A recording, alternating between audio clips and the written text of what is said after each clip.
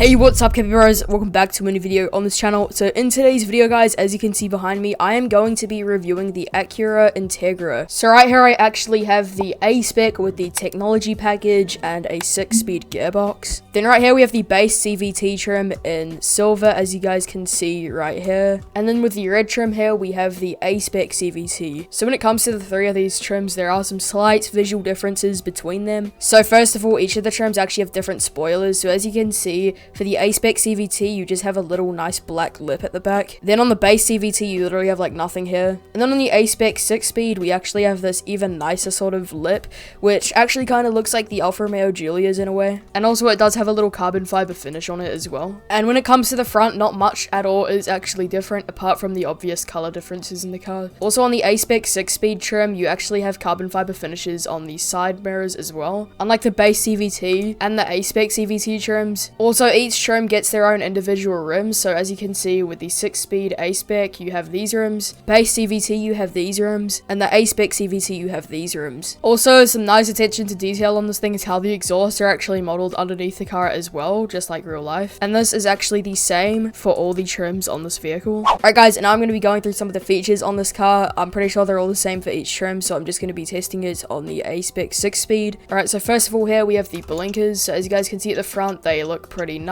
And then also on the back of the vehicle, you have them here as well. So they all look pretty distinguished. And then right here we have the horn. That thing is pretty loud, I'm not gonna lie. And then right here we have the startup.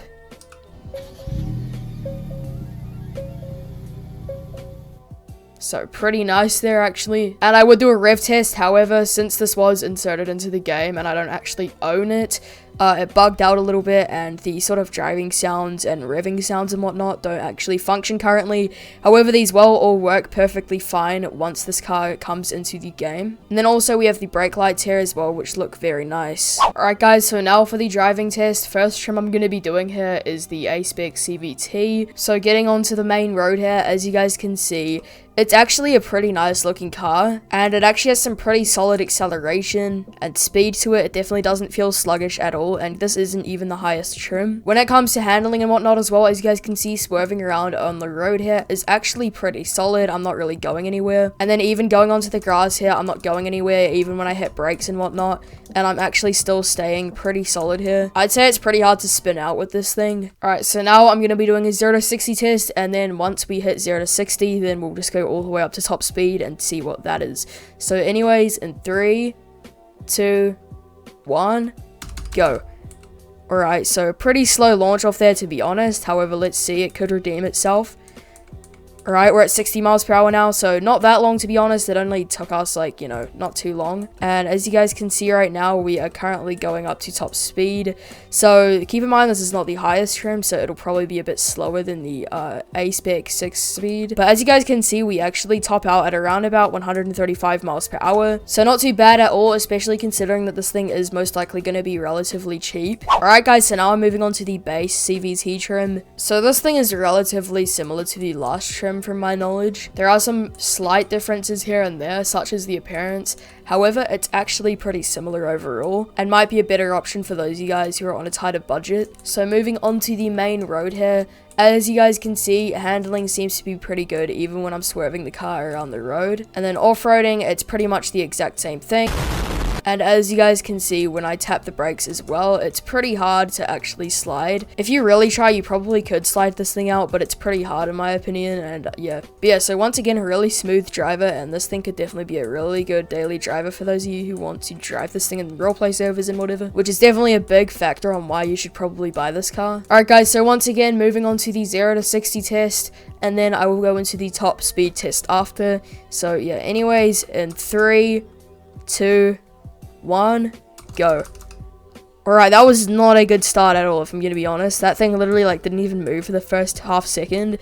But it actually did get there really quick, to be honest. That felt like faster than the last trim for some reason, but maybe it's not actually faster, maybe that's just me tripping out. However, definitely not bad at all, and as you guys can see, we're climbing up to the top speed here. I'm guessing it's probably going to be very similar to the last trim since they're almost the exact same. And yeah, there we go, 135 miles per hour. However, one disclaimer that I do actually want to say is that usually when it comes to these unreleased cars, most of the time when I'm reviewing them unreleased, they usually tend to have around the exact same performance as each other. On rare occasions, one trim is slightly better than the other, but most of the time they're all the same. And it's really only once they're actually released into the game where they get different performance. So for those of you guys who may be worried about like, oh, this car's a bit too slow for me, or oh, you know, what's the point of buying the more expensive trim when it's the same as the, you know, the worst trim? It most likely won't be like that once they're actually released into the game, as usually with these unreleased cars, they're most likely just usually not finished yet when it comes to the performance specs. So if any of you guys are wondering about that sort of stuff, don't worry, it's just how it is usually with these types of unreleased vehicles. And then moving on to the final trim here, which is the A spec with the technology package and the 6-speed gearbox. And this thing has to be my favorite trim by far, and I will most likely buy this thing when it launches because, to be honest, this thing looks amazing with its carbon fiber finishes especially as well. But anyways, moving on to the main road here.